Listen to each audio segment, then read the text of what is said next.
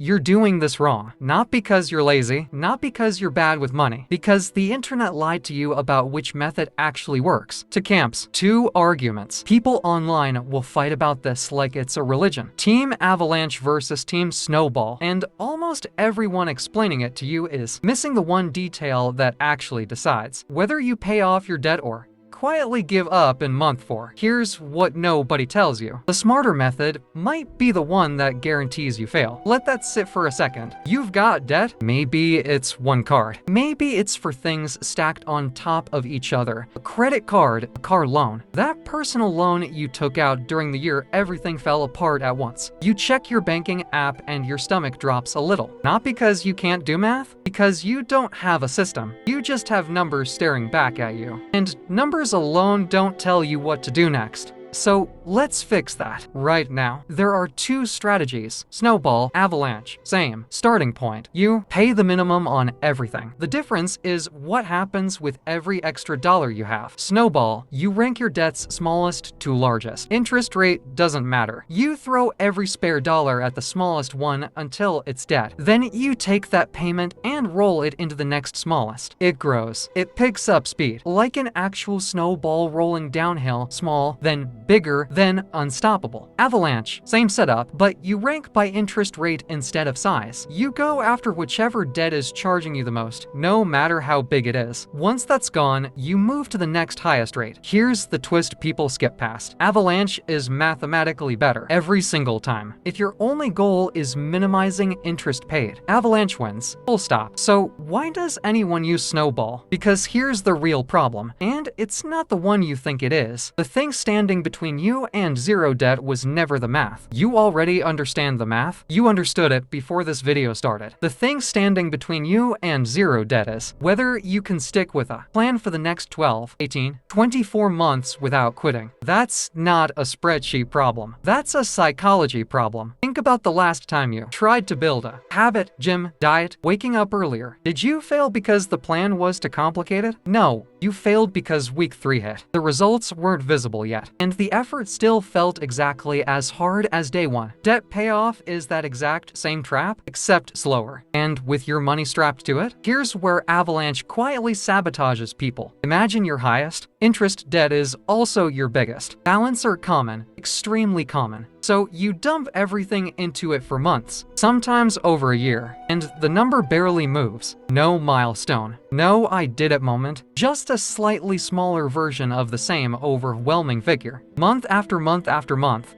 are not wired to sustain effort with zero visible progress. We need proof. We need a signal that says this is actually working, or somewhere in month 5. We quietly stop believing it, even if it's technically true. Snowball solves that. Not with better math, with better psychology. You wipe out your smallest debt, maybe it's just $200 sitting on some store. Card you forgot existed, and something shifts. A real, physical, this is actually happening feeling. That feeling isn't a nice bonus. It's the entire engine. People using the Snowball method are statistically far more likely to finish paying off all their debt because they're not grinding through a silent, invisible slog. They're stacking wins. One gone, then another, then another. Each win making the next one feel inevitable instead of impossible. So here's the sentence nobody wants to say out loud. The best debt method isn't the one that's mathematically optimal. It's the one you will actually finish. Say that back to yourself. A perfect plan you abandon in month for saves you exactly $0. A slightly less efficient plan you follow for 2 straight years until every single balance hits 0. That one saves you everything. Now, before you assume math doesn't matter at all, it does. Here's when it matters a lot. If the interest rates across your debts are all roughly similar, Snowball is basically free psychology with almost no financial downside. But if one of your debts is sitting at something brutal, say close to 30%, while everything else is sitting way lower, ignoring that gap starts costing you real money the longer it drags on. In that specific situation, here's the move a lot of people land on. Clear 1 or 2 of your smallest debts first. Get the early win. Prove to yourself this is real. Then pivot hard into Avalanche mode for what's left, because now you've built the habit, the momentum, and the belief that you can finish, even without a monthly dopamine hit. So how do you actually pick your lane? 3 questions. 1. Be honest about your track record. Have you started and abandoned budgets before? Workout plans, savings goals.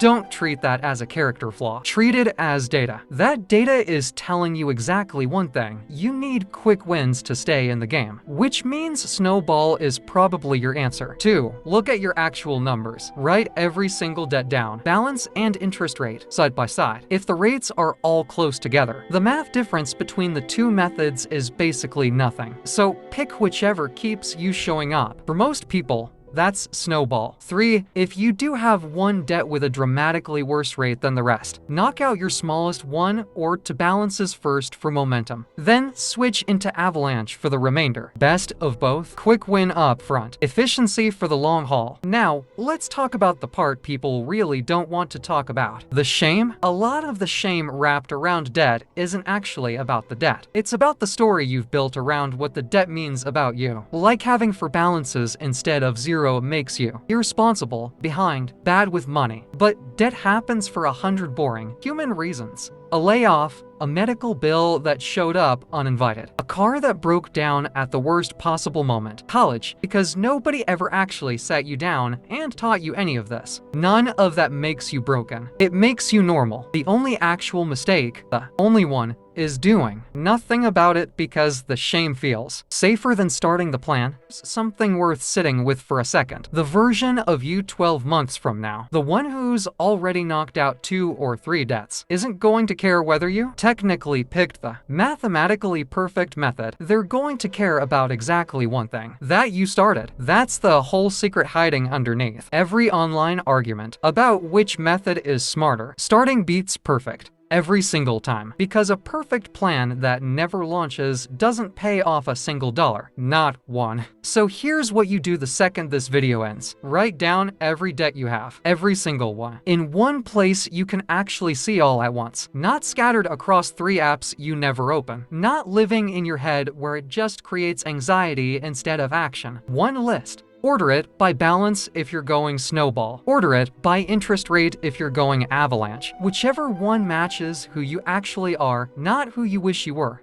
Then pick the smallest fight you can win first, not the whole war. Just the first battle. Because the point was never to prove you're a financial genius. The point was to stop feeling frozen and start feeling like someone who's actually moving again. You didn't end up in debt because you're careless. Life happened.